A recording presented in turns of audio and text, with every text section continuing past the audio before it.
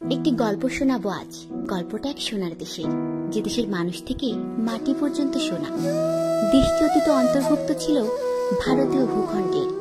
সেই সময়ে যত নাবিক, যত পর্যটক এই ভূখণ্ডে এসেছেন, সকলের সমৃদ্ধতায় মুগ্ধ হয়েছেন এবং পর্যায়ক্রমে মুগ্ধতা থেকে এসেছে লোভ, এবং লোভ থেকে ষড়যন্ত্র, যার ফলশ্রুতিতে 1757 সালে অস্তমিত হয় এই ভূখণ্ডের স্বাধীনতার শেষ সূর্য।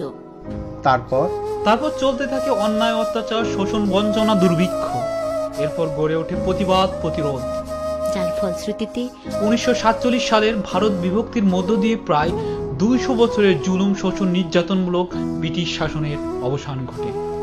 ব্রিটিশ শাসন অবসানের পর বহু আশা প্রত্যাশা নিয়ে বাংলাদেশ তথা পূর্ববঙ্গ পাকিস্তানের অন্তর্ভুক্ত হয়। কিন্তু পাকিস্তানি শাসক গোষ্ঠী তাদের ব্রিটিশ প্রভুদের পদাঙ্ক অনুসরণ করে পূর্ব পাকিস্তানকে তাদের কাঁচামাল সরবরাহের উৎকৃষ্ট কেন্দ্রে পরিণত করে এবং পাকিস্তানকে নিজেদের উপনিবেশ হিসেবে গণ্য করতে থাকে। পাক সরকার শোষণের রাজত্ব কায়েম করে। নানামুখী বৈষম্য নীতি পূর্ব পাকিস্তানের জনগণকে হতবাক করে।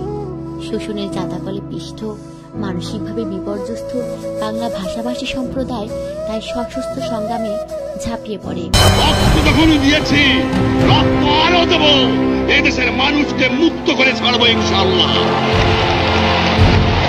এবারে সংগ্রাম আমাদের মুক্তির সংগ্রাম, এবারে সংগ্রাম স্বাধীনতার সংগ্রাম। দীর্ঘ 23 বছরের বিবাদমান রাজনৈতিক সম্পর্কের ইতি ঘটে 1971 সালের 16 ডিসেম্বরে। উদিত হয় বাংলার স্বাধীনতার সূর্য।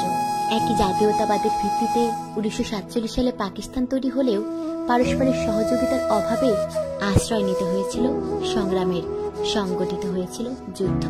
বহু ত্যাগ, বহু সংগ্রাম, বহু রক্ত, বহু ইজ্জতের বিনিময়ে আমরা পেয়েছিলাম আমাদের স্বাধীনতা। নারী পুরুষ, ধর্ম বর্ণ নির্বিশেষে এক হয়ে আমরা রক্ষা করেছিলাম আমাদের ঐতিহ্য, বাঁচিয়েছিলাম আমাদের সংস্কৃতি। আজ স্বাধীনতার 49 বছরে এসে আসুন আমরা শপথ নেই, অপসংস্কৃতির ছোবল থেকে আমাদের সংস্কৃতি বাঁচাই, পারস্পরিক দ্বন্দ্ব ভুলে সহযোগিতার হাত বাড়াই, সকলে মিলে রক্ষা করি বহু কষ্টার্জিত আমাদের প্রিয় স্বাধীনতা।